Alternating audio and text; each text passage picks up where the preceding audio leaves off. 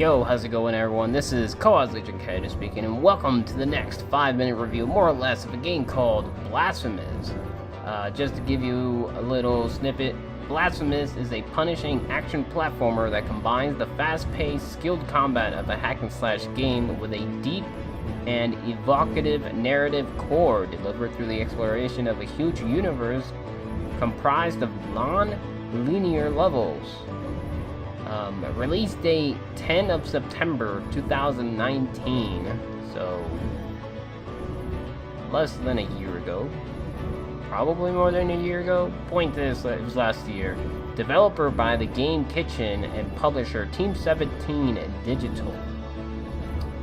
So Blasphemous is a Metroidvania Souls-like type of game where if you die, you lose your souls. In this case, you actually lose a little bit of your mana bar because you have your health and your mana bar, and anytime you die, you lose a little bit more of your mana bar. You can regain it by talking to some statues and spending some of your money, your souls, whatever it is you want to call it. I honestly can't remember what they call it in the game. And you can get your souls back, so you get your mana refresh back, but if you die, you do not lose your money, and that's probably the worst part of this entire game, where it doesn't matter if you die. It's like the consequences for me wasn't really all that high whatsoever, so yeah. But other than the fact that it is bad when it comes to getting killed, to give you a small recap without having to spoil much of anything, I guess you can say, the music's definitely good. The monsters are really good. You can actually parry in this game, unlike, I guess, other indie pixel-like, Souls-like, should I say? Indie Souls-like games, where you can actually parry. So if you were to parry a monster, I'm not sure if you can parry every single one of them. You can do a massive hit back to them, which is pretty cool. Great pixel art, as well as awesome bosses when it comes to variety. I'll go to the downfall later on. A lot of collectibles, which is really cool. Awesome storytelling, because I couldn't really tell you like what era of the game it's based off of, but it definitely, the language that they use is really awesome, and the way they tell it when it comes to every single item that you can pick up is amazing. Every single piece of item has lore attached to it, so you actually know where it's coming from. Great item description probably also falls under the storytelling, where again, anytime you pick up an item is really good. And there's a ton, and I do mean a ton, of different collectibles that you can pick up, so that's always great. As well as, again, bosses. The boss layout's really awesome. The downfall when it comes to bosses is the fact that it felt like the game was way easier than expected. Like, it was definitely a lot tougher to get to the boss than it was to defeat the bosses. Like, some bosses you can easily one-shot, some other ones you'll die a couple times before actually completing them. And then, aside from two other bosses, one of those bosses you'll actually have a tough time trying to figure out how to kill them, but once you figure it out, it won't be that bad to actually kill them to begin with. So I just felt like the difficulty of the bosses, instead of getting more difficult, it didn't really feel like it was getting more difficult. It was just more of they're a boss, and then you can just continue the storyline afterwards. Another bad thing about it is the map. It has a super janky ass map, where sometimes the locations that you go to, you've already discovered them, but for some reason it's not filled in inside of the map. If you look at the map itself, like some some of the lines, you can't really tell whether they've been filled out entirely, like if it's a wall or if it's a location that you just have to continue going up and you just haven't been able to reach. Like, the thickness of the map, just of the line maps, I guess you could say, didn't really make sense everywhere. You could tell the difference in a lot of the sections, but like if you're actually trying to figure out 100% of the map, it just did not do a good job. Like, some sections you're just like, is it filled in? Is it not filled in? I have no idea. If you touch something on your keyboard, you actually won't be able to slide anymore. So if you're using the controller, there is a specific slide button, or dodge in this case is what the game considers it as. If you're using your controller and then you use if you do shift tab in order to tab out of the game to look at something else, and you go back into the game, at least for me, you weren't able to slide using the controller anymore. You actually had to quit out of the entire game and then go back in, and then it'll let you do that.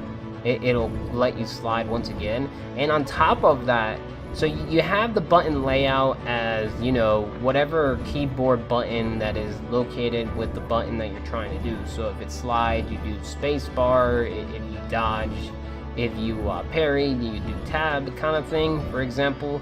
I don't know what the buttons are, but that's just an example.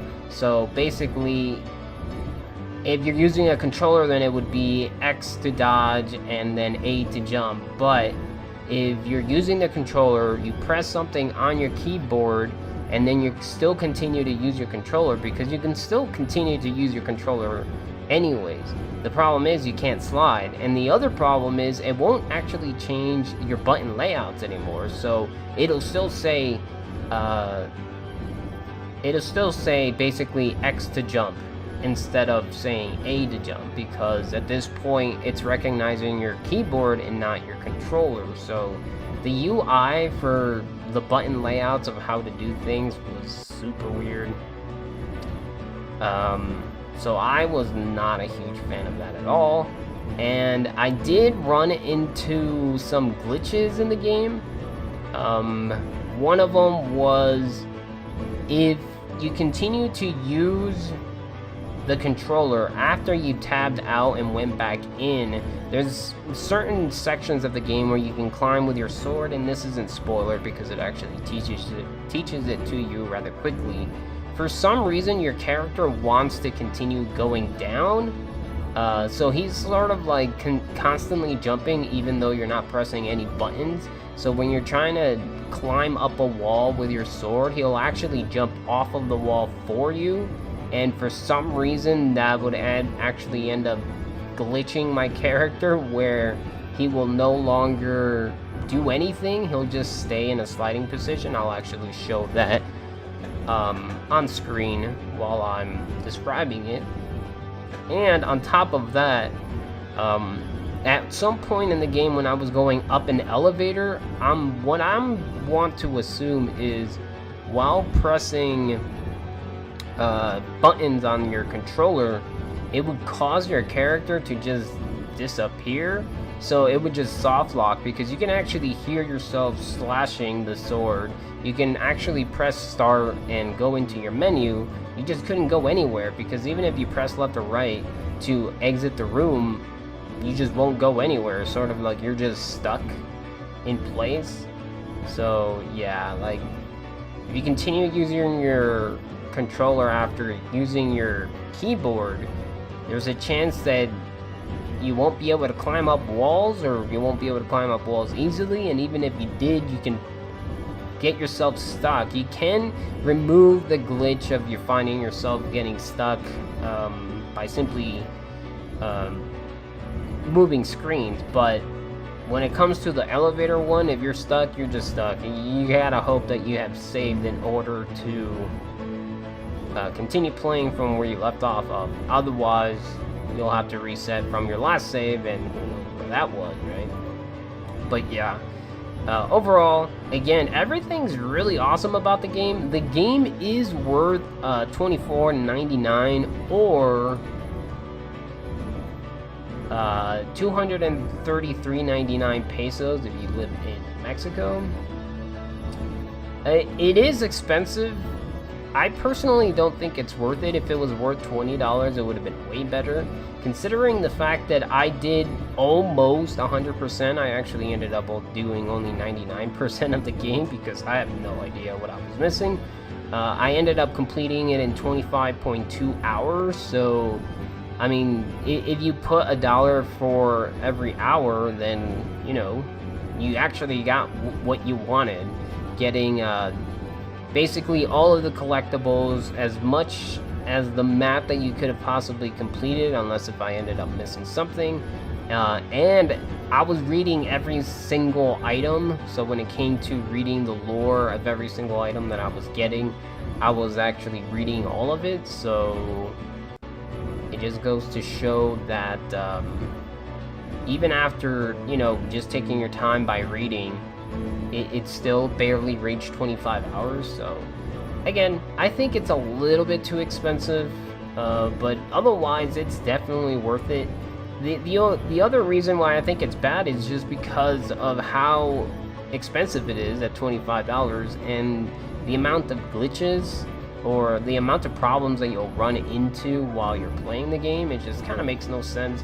It's not really the biggest deal at all, considering the fact that this is still an indie developers. But yeah, it's a little bit off, but do I think it's worth buying the game? I actually do think it is worth buying. It's fun. The game, when it comes to bosses, is a little bit easier than you would probably want, but I mean, it's still nice to experience. There are 2 endings to the game, a ton of achievements, a huge map that you can search. Yeah. Again, without going into any spoilers, I would definitely give this game a shot whenever you can. Hopefully this review helped you in some way, and yeah. With that, I am going to head out. Hope to see you on the next video, and take care. Peace.